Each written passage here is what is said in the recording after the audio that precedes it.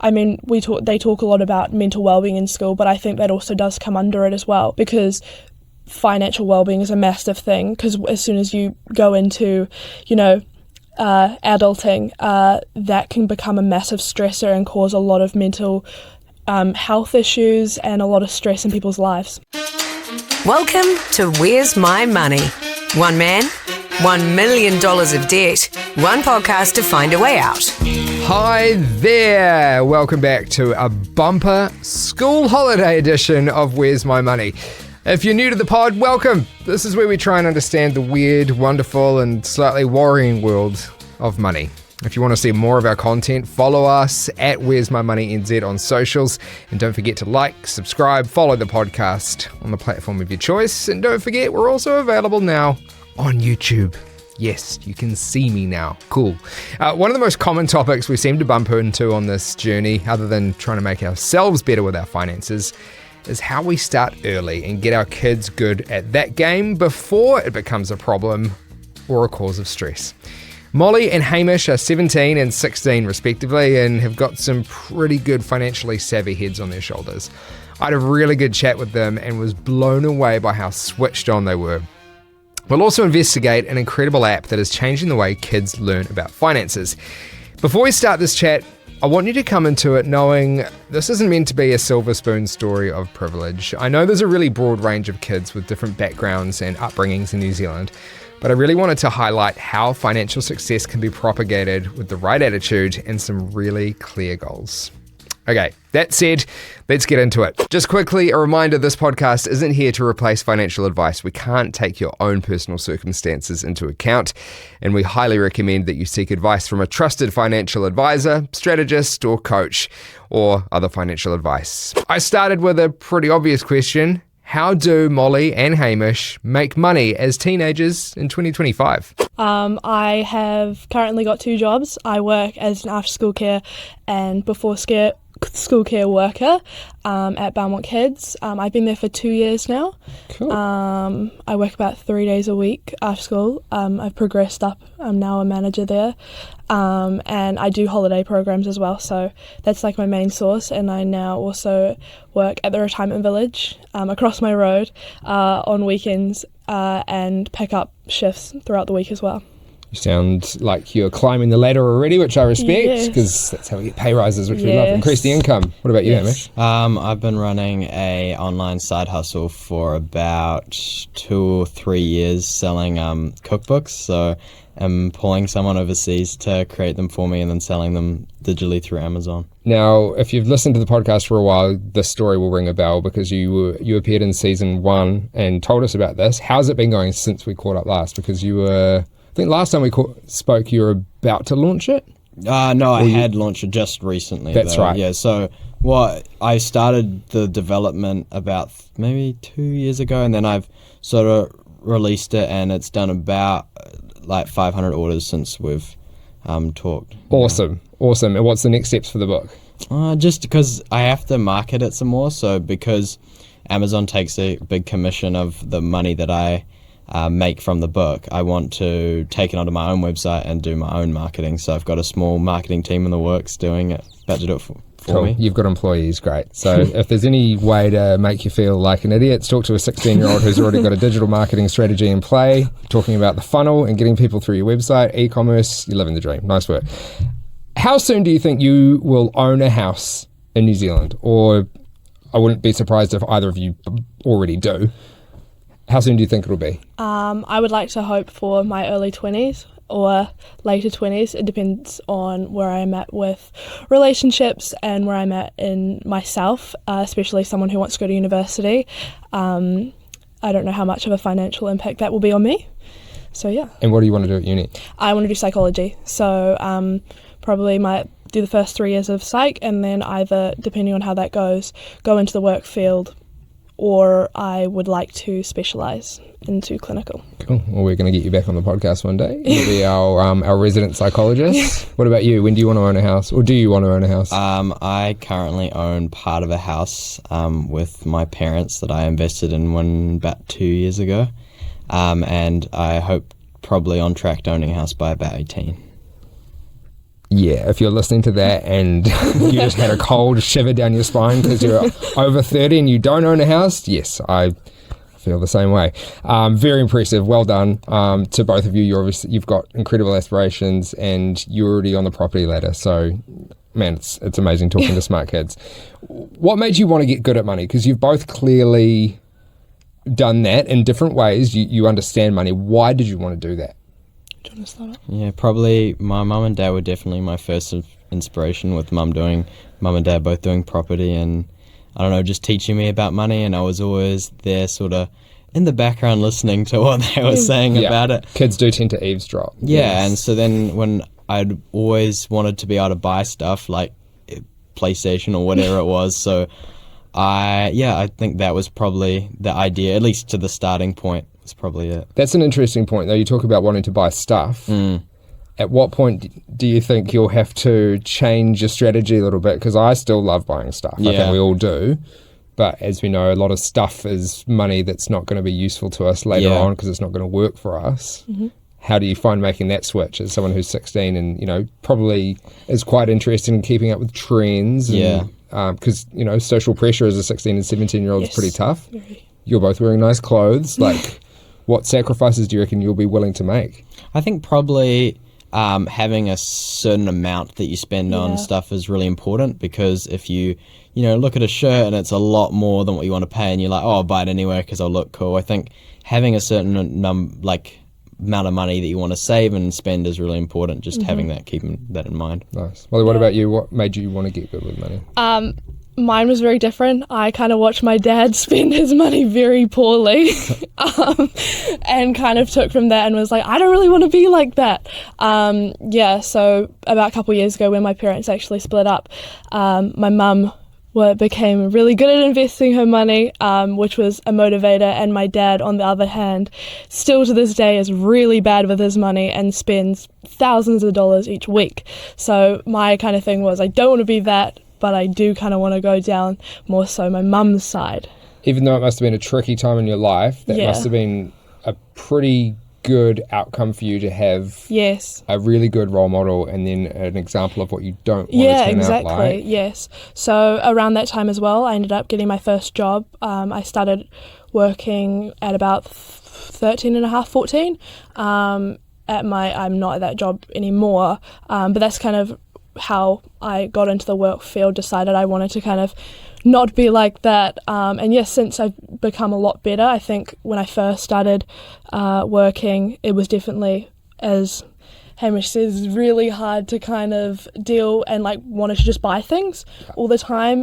Because all of a sudden this money's yours. It's not pocket money. You haven't had to you've earned it, but it is actually yours for the first time. And I think also as a teenager, having a lot of expectations as a girl, it's wearing makeup all the time, having the best stuff, skincare, all that kind of stuff. So at first I was definitely investing and putting a lot of money into that, but kind of as time went on, I realized, hey, this stuff isn't really that helpful. Why can't I cut down on spendings and instead invest and start saving a lot better, which as I say, has ended up being a much better outcome. Man, I'm proud. You're not my kids and I'm proud of you both. Man, this is crazy. A guest on the pod in season 1 who became a bit of a Where's My Money celeb was Racy Tracy. Tracy Hemingway, the side hustle queen of Hamilton. We heard her story of how she transformed herself from in 6 figures of unsecured personal debt to a property owner and financial advisor through the art of side hustling. We're going to catch up with her again in the next episode of the pod because she's got some good news for us. But something that always stood out to me when it came to Tracy's story and the way she managed to get on top of her spending was reflecting on and subsequently changing the people she spent her time with.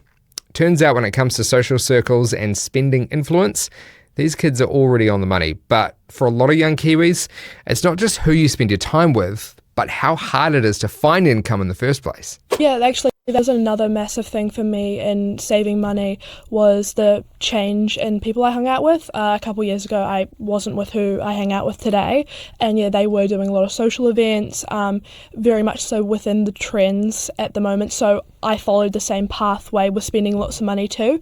But when I also took a step back and changed the people I was surrounding myself with, that was also a massive thing in saving money, with a friend group who is also responsible and understands that money does go. It does. And once it's gone, unless You it's gone can't into really a get it back. productive asset, it's not going to come back to you, right? Listen to all the words I'm learning now, but Well, I'm like 15 years behind you guys. But it's also like, especially as young kids, I also find that job security is actually like you don't have as much job security when you're younger, because I know for a lot of my friends, they've been in positions where they were let go because they could get someone else in. Wow. I know for some of my friends, they would work them at the minimum wage for 6 months, but then once they had to be upped, they would just drop them, because it's just a way for them to make profit and use people and then just rehire.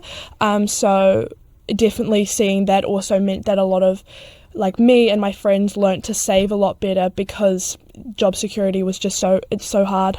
That's probably the hardest thing, because just taking that first step, trying to get a job, and especially because some teenagers aren't very motivated, so they sort of try but sort of don't try, and you really have to try really hard, otherwise you will get dropped or not be able to find a job. Well, a lot of teenagers are lucky to have the safety net where they don't need a job, because again, the bank of mum and dad continues to make sure they've got a comfy life, but maybe that can go for too long. Yeah, I think that's also definitely around my area with my school. A lot of people are very fortunate enough to be blessed with their parents' money. Yeah. And then when they've kind of stepped into the work field and tried to look for work, they have realised how hard it is. I know for a lot of people I know, they've been struggling to find jobs for upwards of 2 years now. Really? Especially with, as I say, lots of people are looking for jobs, but workplaces don't really necessarily look for people at our age as well, because we don't have the experience that someone who's 20 and at university has. Yeah. So it's definitely hard job security as well. As I said, a lot of workplaces are very happy to let young people go, just because they have to increase in pay. I guess, so that's a pretty good point, because income is obviously core to it. If you can't be good with money if you're not making any. What about education? Do you guys think that when you guys are getting close to leaving high school now, do you think and maybe you guys are different because you're just so clued up anyway, but do you think school's giving you enough of a foundation to be good with money, or do you think that could change? I wouldn't say that we're necessarily taught that at school at all. I've not had a class where I've talked about taxes and stuff. I think a lot of people, that's a massive struggle when they leave high school and go into university, as I can talk about with like student loans and stuff, because people forget how reliant they are on their parents and how, once you go into the real world, all the extra pays that you have to do. And that's definitely not something you're taught at school. I mean, you might be taught a little bit if you're doing studies like business, but again, it's kind of, it's not really looked upon. Yeah. Do you think it should be? Definitely. Yeah, I think it's very important, because, I mean, they talk a lot about mental wellbeing in school, but I think that also does come under it as well, because financial well-being is a massive thing, because as soon as you go into adulting, that can become a massive stressor and cause a lot of mental health issues and a lot of stress in people's lives. That is so true. I've been there. What about you, Hamish? Do you reckon we could be learning more at school about money? Yeah, I definitely think that's one thing that I think my mum's probably sick of me telling her. So I think that school now isn't as it doesn't teach you what's really relevant now. Like, if you look at the world now and look at it 5 years ago, school hasn't changed, but with stuff with like AI has changed dramatically. And I think that if school's not teaching us about these new things like AI, once we get into the workplace, what we know is going to be irrelevant and we'll just be taken over. So I think we need to learn it, maybe how to use it or something to do with that. Otherwise, we're just going to get left behind. Well, I know for a fact that Christopher Luxon and his staff have listened to the podcast. So I'm going to make sure this episode lands on their desk, and hopefully you two can be responsible for some big education system overhauls. Great. Season 1 and 2 saw us talking heaps about how we can create financially savvy kids. We all agree that there's no such thing as too early for our kids to start understanding the power of money, saving, budgeting, basically anything that's going to set them up for a better financial future. One of the products we touched on was SquareOne. SquareOne is a banking app for kids, but it's controlled by the parents. It's kind of like giving kids a debit card and a bank account, but with training wheels. I caught up with one of the founders, Jaime, to find out how it all started and how SquareOne is aiming to turn Kiwi kids into money maestros. So SquareOne, I mean, you can think of it really as kind of the on-ramp into a world of money for your kids. So, the idea really came about me and Jovan, my co-founder, both had young families when we were thinking up the idea kind of 5 years ago now.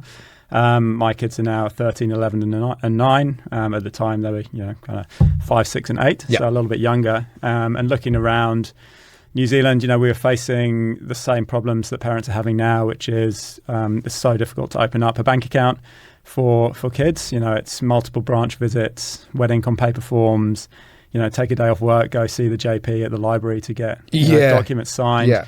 So that was, that in itself was a pain point. But then also just what kids are learning about money at the moment in schools, is non-existent. Totally.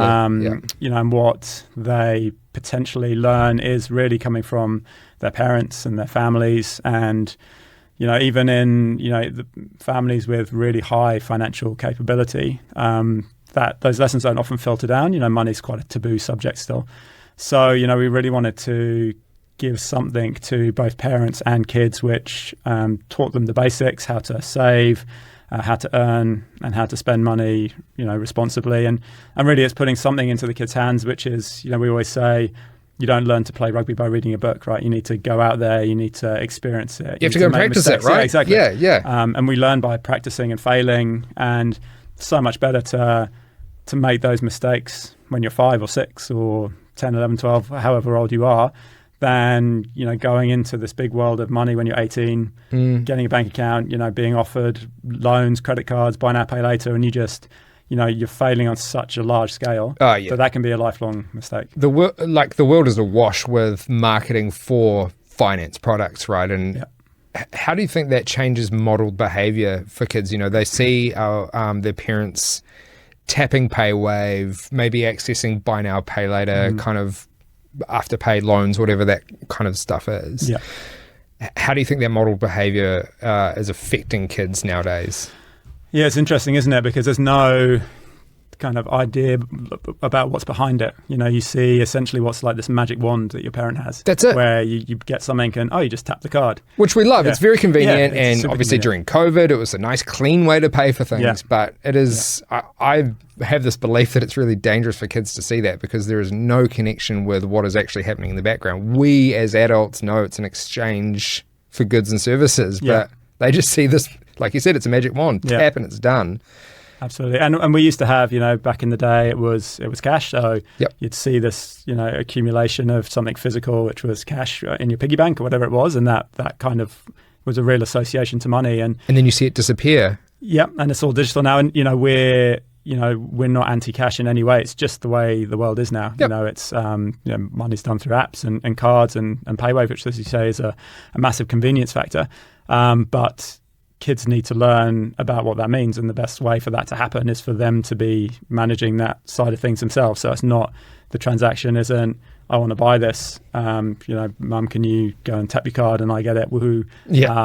No idea of what that happens. It's okay, actually let's go back to paying pocket money, mowing the lawn for a couple of bucks, or washing a car, or whatever it is that you want to do, and actually teaching the lesson of earning, and then what it means to spend that money, and what it means to run out of money or spend too much. It's really, really important, for our kids. I've seen it with my eldest, who wanted to buy a Fortnite skin for $40. And at the time I'm like, look, it's not a productive asset, buddy. I don't think that's a good idea, but it's your money. So sleep on it and see what you want to do in the morning. And in the morning he said, I still want to do it. And then a few days later, just like came in, head down. I really regret that purchase, and that buyer's remorse, that feeling, you just can't teach that.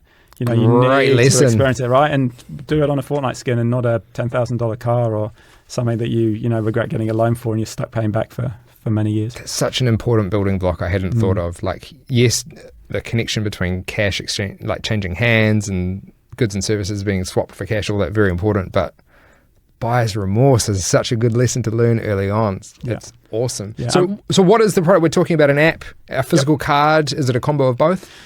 Combo of both. So it's in the App Store. The parent and the kid can download it. The parent will sign up, and then they can get cards for them and for their kids, so up to 5 kids, and both parents can have oversight of it.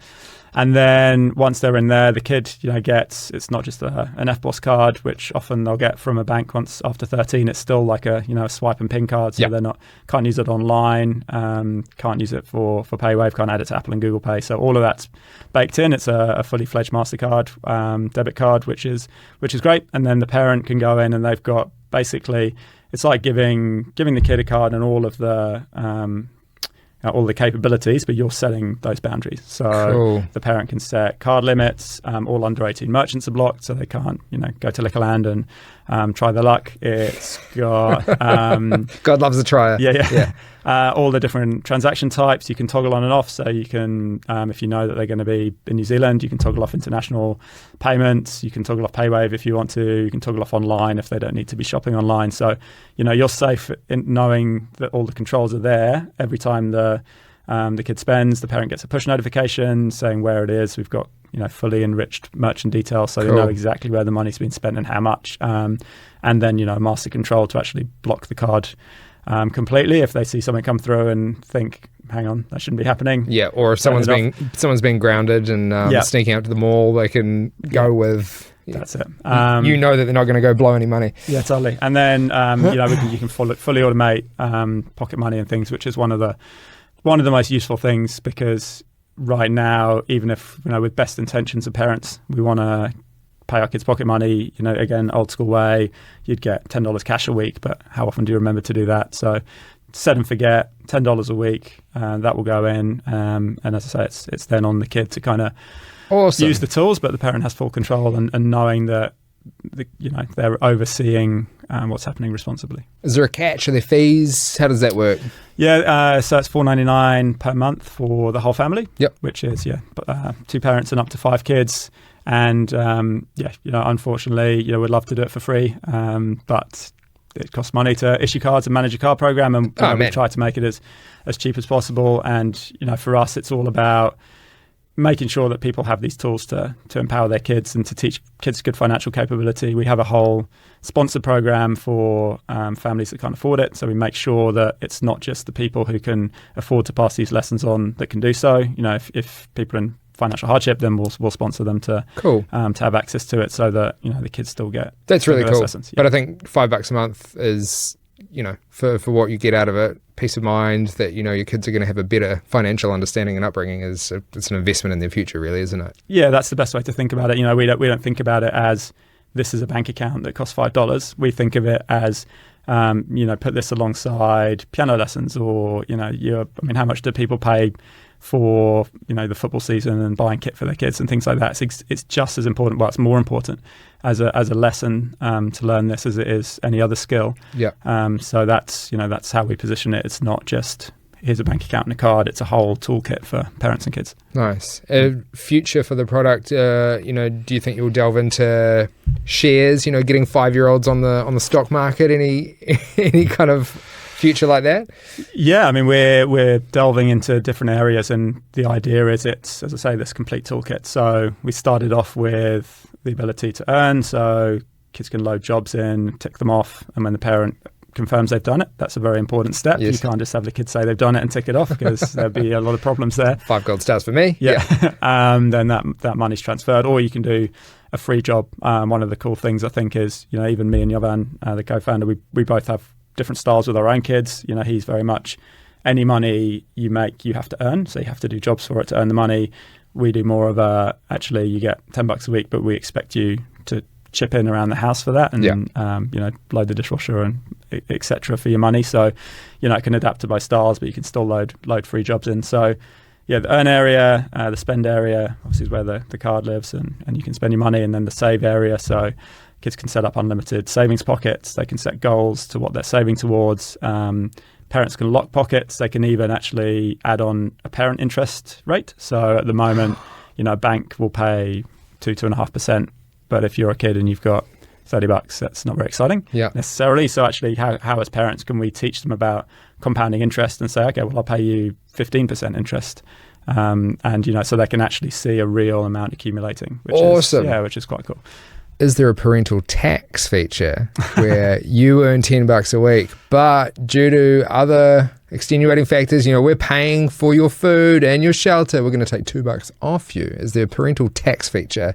And if you introduce that, can I take all the credit for it? That's super interesting. And we've heard of parents who actually, will do something like that. They'll say, instead of giving you $10 a week and everything comes with it, we're going to pay you $200 a week. But we're going to start teaching you need to pay us rent, you need to pay towards the food bill, you need to chip in towards Wi-Fi, everything that comes with that. It's a really interesting concept. Like, we personally, as a family, haven't got the time to kind of think about that and try and manage it. It would just get pretty mental. Yeah. But it's like incredible financial lesson, actually, when you break it down to go, okay, here you go, you've earned $200, and at the end of the week, you might have nothing, or you might have $5 left, because that's how the real world would. You owe us. You're already, when you're 18, you owe us $18,000. Yeah, perfect. And but things like that. Parents have asked how can we have a function where actually we can lend you money. It's not just a give. Oh yeah, cool. But there's an IOU element to it. So those three bits are in there now, and I guess the two pieces we're thinking more about are invest and give. Yeah. So on the invest side, we'll in the next few months be turning on interest-bearing accounts. So alongside the ability for parents to pay interest, you will earn real interest, which is good. It's an important lesson. And there are a few regulatory things we had to kind of get through to get to that point. So we're getting to that quickly, which is good. And then, we'd love to introduce the give component soon. So how do you, as part of what you earn, do you want to take a percentage of that or do roundups and donate to local charities? So very cool. We're thinking about how we can integrate with, some charities via API, so that not just, hey, let's give and that money's gone, but also how can we get some content in there as to where your money's going so you can actually see how it's making a difference, which is pretty important. If you want to find out more about SquareOne, check out getsquareone.app, and I'll chuck a link in the show notes too. Cool product, cool idea, even cooler mission. We love it. Back to the kids who already seem to have it sorted, and some slightly broader, more holistic questions about money are headed their way. I'll start with you, Molly. What does financial independence mean to you? Oh, okay. Yeah. Okay, here he is. Financial independence is kind of, for me, as we're still in school, I still am obviously quite dependent on my parents for money, but it's about being able to feel secure in the money I have and be able to know that, like, I can. I like to say that I have the amount of money that I need, but I also have the ability to feel like I can kind of do something impulsive, like I can go away and feel secure. That's really important for me. Also the ability to just kind of be set up for university, be able to kind of pay that off. And having security is a massive thing. I think that's a massive part of being financially independent, and knowing that I'm not going to have to rely on my parents when I'm in my 30s. Here's hoping. What about you, Hamish? What does financial independence mean to you? I think being able to, support yourself, so when you're younger, you rely on mum and dad, whether it's a lot, whether it's a little, you're always going to rely on it a little bit. You have a shelter, and so, probably those things, but when you leave home, I think it's really important to be able to make a plan. Yes. Particularly when you're younger, because if you're younger, you have time to actually implement the plan. There's no use making a plan when you're 18, about to go to uni. Then you will rely on that, at least for the first little bit, while you're trying to do what you want. So probably those things, and then living with no reliance on that. Yeah, it's like a kind of almost like slow release from your parents. It's like slowly less and less relying on them. What's a piece of advice that you would give other teenagers about managing their money? If you had one thing you could impart on someone else your age to really help themselves get set up, what would it be? What's that one piece of advice? I think it's probably just two words. It's start now. Don't start later. Yeah, that's good. You don't worry that you didn't start earlier. Don't go, I haven't started earlier, so why would I start now? Just do it and just start. I think that's the most important thing. Start saving, go find that job and keep going, and don't just give up on it. I think that's really important. Yeah. I would kind of add, like, do you really need it? I think as young people, it's just such a massive culture of, like, going out and shopping and stuff. So is that something you really need? And is that something in 5 years' time you're going to be like, oh, my Frank Green bottle? There's nothing wrong with my Frank Green bottle. I feel targeted. Sorry. Definitely that. And yeah, start now.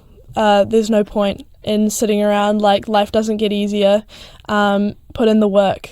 The job, like, market is pretty tight, so if you can put yourself out there, it's really important, and in 10 years to come, you will be very happy that you made that decision. Yeah, I think definitely putting in the work earlier while you're young, and you actually have a lot more time, because when you're later and you're in the workspace and you have these bills and you have responsibilities which you don't have as much now. If you start now, you have so much more room to grow, and then but if you started at 18 or 20 and started then, you don't have, well, you do have a long time, but you don't have as long to have those foundations that you've made when you're earlier. That is fantastic advice. Yeah. I've got kids now. I've got kids of my own, and that's when things really, really, really shift in terms of being able to make your own plans and build from them. So very good advice. Guys, it's been amazing having you on today. Thank you so much for your time. I can tell that you guys are going to be incredible. You already are, but you're set up for so much success already, so I wish you all the best. For every interaction I've had with a Gen Z or Gen A that's making me want to punch a hole in the wall, these kids were a nice reminder that there is actually hope in this country for future generations. This wraps up another episode of Where's My Money. Don't forget to like, follow, subscribe and share, and leave a rating if you like what we're doing with the podcast. Any feedback is so welcome. Plus, any questions you've got for our experts, fire them through in the DMs. In the next ep of Where's My Money, I catch up with the host of an awesome Kiwi TV show that's been changing the way Kiwis think about the groceries, cooking, and sticking to a budget. Ganesh Raj from Eat Well for Less. Plus the return of a fan favourite, the side hustle queen herself, Racy Tracy from Hamilton returns. Remember how she paid off 6 figures worth of debt through side hustling? Well, she's back and she's got some more wisdom to impart. I do check my privilege, so I don't have a partner or kids. So the family thing, I still spent time with my mum. I still spent time with the people that are important to me. Yep. But for me, the huge thing was, if I'm not out working towards this goal, I'm sitting at home thinking about it and stressing about it. Until then, stick to your budget and I'll keep asking that curly little bastard of a question. Where's my money?